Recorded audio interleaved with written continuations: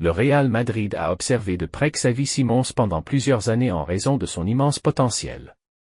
Le milieu offensif néerlandais, qui a commencé sa carrière au centre de formation du FC Barcelone, a attiré l'attention des grands clubs européens dès son plus jeune âge. Après son passage au centre de formation du Barça, Simons a signé au Paris Saint-Germain, PSG, en 2019, où il a été intégré à l'équipe des jeunes. Toutefois, son temps de jeu en équipe première au PSG est resté limité, ce qui a poussé Simons à prendre la décision de quitter le club en 2022. Au cours de l'été 2022, après un an passé dans la réserve du PSG, il décide de quitter la capitale française pour rejoindre le PSV Eindhoven, un club où il aurait plus de chances de se développer et de jouer régulièrement en équipe première.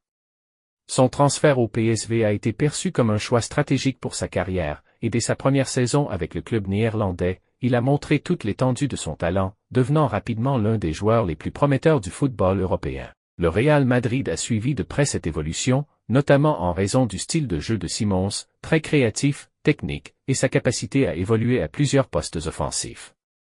Il est souvent comparé à de grands talents du passé en raison de son intelligence de jeu et de sa vision du terrain.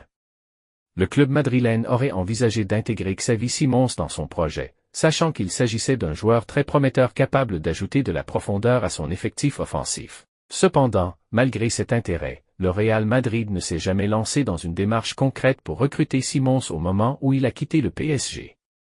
Le PSV Eindhoven a su saisir l'opportunité et a réussi à convaincre le joueur de rejoindre leur rang, lui garantissant une place de titulaire et un rôle central dans leur projet sportif.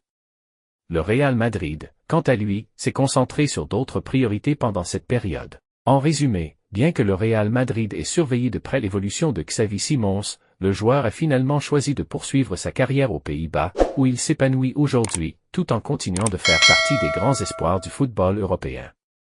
Abonnez-vous, aimez et partagez pour voir plus d'infos. Merci.